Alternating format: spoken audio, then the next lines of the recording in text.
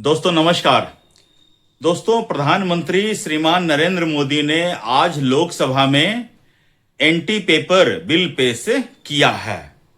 और यह बिल जो ये कोई फ्रेश बिल नहीं है।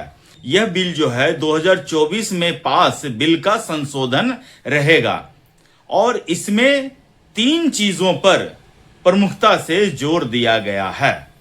सबसे बड़ी बात, पेपर लीक करने पर कठोर से कठोर दंड दिया जाएगा, भारी जुर्माना दिया जाएगा और इसकी सुनवाई अब सामान्य कोर्ट में नहीं बल्कि फास्ट ट्रैक कोर्ट में होगी।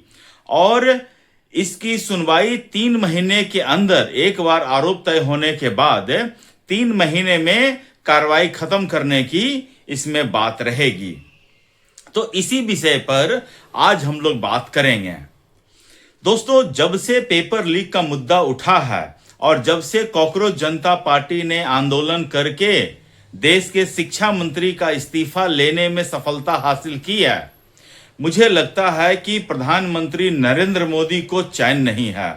वो प्रतिदिन जेनजी से कनेक्ट कर रहे हैं, जेनजी से बात कर रहे हैं और जेनजी को यह विश्वास दिला रहे हैं कि ये सरकार जेनजी के लिए, उनके एग्जामिनेशन सिस्टम को दुरुस्त करने के लिए किस तरह से कार्रवाई कर रही है और कदम उठा रही है।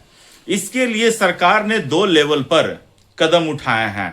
पहला लेवल पर कदम तो ये उठा है कि आज लोकसभा में एंटी पेपर लीक संशोधन बिल पेश हुआ है, उसके बारे में भी हम लोग बात करेंगे। और दूसरा हुआ है कि इन्फोसिस के एक्स टेकी जो हैं नंदन नीलेकनी के नेतृत्व में एग्जामिनेशन सिस्टम को दुरुस्त कैसे किया जाएगा, इसके लिए एक कमेटी तैयार की गई है और इस कमेटी किस तरह से एग्जामिनेशन सिस्टम लीक प्रूफ हो इसकी व्यवस्था करेंगे। तो ये दोनों काम जो है पैरेलली चल रहे हैं। अब देखिए, सरकार कदम उठा रही है और बहुत मजबूती के साथ, बहुत जोरदार तरीके के साथ कदम उठा रही है। लेकिन विपक्ष क्या कर रहा है? विपक्ष जो है संसद की कार्रवाई को रोकने का कोशिश कर रहा है। विपक्ष जो है संसद नहीं चलने दे रहा है। विपक्ष क्या कर रहा है? संसद में हंगामा खड़ा कर रहा है। विपक्ष क्या कर रहा है? प्रधानमंत्री को बोलने से रोक रहा है। विपक्ष, जब सरकार जो विपक्ष थी, जो कॉकरोच जनता पार्टी थी, उनकी मांग मान लिया, लेकिन विपक्ष को लगता है कि कॉकरोच जनता पार्टी की मांग तो मान ली गई है, लेकिन हम इस आंदोलन में कहीं हमारा कुछ श्रेय रहा ही नहीं। खामखा राहुल गांधी धरना प्रदर्शन किए, जेल गए और इससे कुछ भी हासिल नहीं हुआ। तो अब वो इस बात पर अड़े हैं कि जो छात्रों के ऊपर जो लाठीचार्ज हुआ था उसके ऊपर सरकार जवाब दे, सरकार उसकी जवाबदेही तय करे। अब इस मुद्दे को लेकर जो है विपक्ष के तमाम नेताएं जो हैं वो संसद के मकर द्वार पर धरना दे रहे हैं, प्रदर्शन कर रहे हैं, सरकार के खिलाफ नारेबाजी कर रहे हैं। और जब संसद में लोकसभा अध्यक्ष ओम बिरला जी ने कहा कि 1 बजे ये जो एंटी पेपर लीक संशोधन बिल है वो पेश किया जाएगा, तो संसद में हंगामा करने लग रहे हैं। जो कोई भी बीजेपी की तरफ से बोल रहा है उसे बोलने नहीं दे रहे हैं। प्रधानमंत्री बोल रहे हैं, प्रधानमंत्री को बोलने नहीं दे रहे हैं। दोस्तों, ये बीजेपी ही है, ये बीजेपी ही है जो एंटी पेपर लीक बिल जो है 2024 में लाई थी और उसी बिल को संशोधन करके उसमें जो सजा का प्रावधान था, उसमें जो फाइन का प्रावधान था, उसको और कठोर करने के लिए प्रयास किया जा रहा है। इंडिविजुअल कैपेसिटी पर कोई पेपर लीक अगर करता है तो उसके लिए 10 लाख तक का फाइन और 3 से 5 साल की सजा का व्यवस्था है।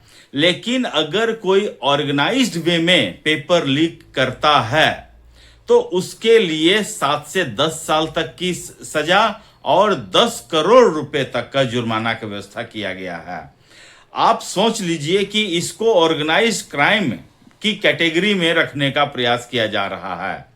अब देखिए दोस्तों, इससे पहले भी पेपर लीक होता था, 10 लाख फाइन देना कोई बहुत बड़ी बात नहीं होती थी, क्योंकि 10 लाख तो इतना कमा ही लेते थे पेपर लीक करने वाले। लेकिन अब जब फाइन की रकम 10 करोड़ हो जाएगी, तब सोचिए कि उनको ऊपर सही से चोट लगेगी। और इसके लिए फास्ट ट्रैक कोर्ट का भी निर्धारण कर दिया गया है। चुनिंदा शहरों में फास्ट ट्रैक कोर्ट बनेगा और इसकी सुनवाई उसमें होगी, और आरोप तय होने के 3 महीने के भीतर भीतर इसकी सुनवाई कंप्लीट कर ली जाएगी। तो पेपर लीक के मुद्दे को लेकर मोदी सरकार बहुत ही सीरियस है और छात्रों के हितों में काम कर रही हैं, और विरोधी पार्टियों की तरह नहीं है। कल मैं टीवी पर देख रहा था, पत्रकार हैं अमन चोपड़ा, वो समाजवादी पार्टी के जो प्रवक्ता हैं अनुराग भदौरिया, उससे पूछ रहे हैं कि आप बताएं 1994 में एंटी पेपर लीक बिल जो है, जो कानून यूपी में था, उसको मुलायम सिंह ने वापस क्यों लिया। मतलब उस बंदे को जवाब देते नहीं बन रहा था, वो सवाल के ऊपर सवाल पूछ रहा था। लेकिन अमन चोपड़ा भी बिल्कुल राष्ट्रवादी पत्रकार हैं भाई, वो उनको ये बार बार कह रहे थे कि सवाल मैं पूछूंगा, आप नहीं। वो जब भी आंसर देने लगते थे तो सवाल ये है तो फिर कह लेते थे कि नहीं, सवाल हम पूछेंगे, आप सिर्फ जवाब देंगे। और बंदा इतना हो गया कि फाइनली वो जवाब नहीं ही दिया, अमन चोपड़ा को ही पीछे हटना पड़ा। लेकिन वो बंदा ये बता नहीं पाया कि 1994 में मुलायम सिंह ने पेपर लीक वाला जो कानून था उसको वापस क्यों लिया, बता नहीं पाया। समाजवादी पार्टी ये बता ही नहीं पाते हैं कि उनके नेता ने ये क्यों कहा था कि लड़के हैं गलती हो जाती है। ये रेप जैसी घटनाओं पर मुलायम सिंह यादव का स्टेटमेंट था। उनकी नेता अखिलेश यादव की पत्नी को मुसलमानों ने कह दिया था कि मस्जिद में नंगी बैठी हुई है, और अखिलेश यादव की इतनी हैसियत नहीं हुई कि वो उस आदमी को 200 बोल सके कि तुमने हमारी बीवी के बारे में बोलने की हिम्मत कैसे की। मुलायम सिंह जब जीवित थे तो अखिलेश यादव ने जितने भी आतंकवादी थे सबके मुकदमे वापस लेने के लिए हाई कोर्ट गए थे। तो हाई कोर्ट ने उनसे कहा था कि मुकदमा वापस ही क्यों ले रहे हैं, इन्हें कोई पद्म भूषण, पद्मश्री या पद्म विभूषण भी दिलवा देते तो ज्यादा अच्छा रहेगा। अब मुझे समझ में नहीं आता कि ऐसे कारनामे करने वाले पार्टी आज भारतीय जनता पार्टी की मंशा पर सवाल उठा रही है। अखिलेश यादव कहते हैं कि बीजेपी अगर ये कदम 2014 में उठा लेती तो भारत आज विकसित देश बन गया होता। मोदी सरकार की कभी मंशा ही नहीं रही है कि शिक्षा व्यवस्था में सुधार हो सके। मतलब मुझे लग रहा है कि इस देश को हो क्या गया है। अनपढ़ आदमी नसरुद्दीन शाह, मदरसा छाप आदमी, वो कह रहा है कि जब इस देश का रहनुमा जाहिल हो तो वो पूरे देश को अपने जैसा ही जाहिल अनपढ़ गवार रखना चाहेगा। नसरुद्दीन शाह, तुम तो बहुत काबिल आदमी थे ना, तुम बताओ ना, तुम अपने कम्युनिटी के कितने लोगों को शिक्षित करने का काम किए हो। सच्चर कमेटी की रिपोर्ट पढ़ी है तुमने? सच्चर कमेटी की रिपोर्ट में साफ साफ लिखा गया है कि इस देश में सबसे ज्यादा अनपढ़ मुस्लिम हैं। तुमने कांग्रेस को 70 साल वोट दिया और 70 साल का तुम्हारा सर्टिफिकेट है सच्चर कमेटी की रिपोर्ट, जाके पढ़ लो मदरसा छाप, अगर तुम्हें इंग्लिश या हिंदी पढ़ने आती है तो। और अनेक नसरुद्दीन शाह जैसे अनेक एग्जाम्पल हैं जो इस देश में शिक्षा पर बात कर रहे हैं। और हाँ, सलमान खान, दोस्तों सलमान खान कपिल शर्मा शो में आया था और बड़े मजे लेकर सलीम खान की मैं काफी रिस्पेक्ट करता हूं दोस्तों, ठीक है ना। सलीम खान बड़े मजे लेकर ये इंसिडेंट बता रहे होते हैं कि उनके घर में गणेश नाम का आदमी आता था जिन्हें उनके घर में बहुत इज्जत मिलती थी, और ये पता करना चाहते थे कि ऐसा कौन सा आदमी है भाई जो मेरे घर में मुझसे ज्यादा इज्जत कमा रहा है और उन्हें मैं नहीं जानता हूं। तो बाद में वो कहते हैं कि बाद में पता चला कि ये गणेश वही है जो जब कॉलेज में पेपर लीक होता था तो वो सलमान खान को पेपर लाके देता था।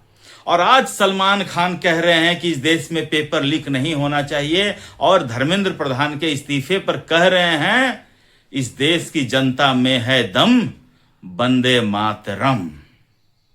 सलमान खान, बंदों में तो दम है, तुम में दम था कि जिस समय तुम पेपर लीक का यूज कर रहे थे, क्या तुम उसके लिए आज माफी मांगोगे कि हाँ हम पेपर लीक में सपोर्टेड थे, हम पेपर लीक से पढ़ते थे? क्या तुम उसके लिए माफी मांगोगे? जिस दिन सलमान खान तुम उसके लिए माफी मांग दोगे, उस दिन हम कहेंगे हाँ सलमान खान में है दम, वंदे मातरम। नहीं तो यही कहेंगे कि सलमान खान है बेशरम, वंदे मातरम। दोस्तों आज के लिए मुझे इतना ही अपडेट देना था। आप लोग अपना ख्याल रखिए, स्वस्थ रहिए, मस्त रहिए। तब तक के लिए नमस्कार, जय श्री राम।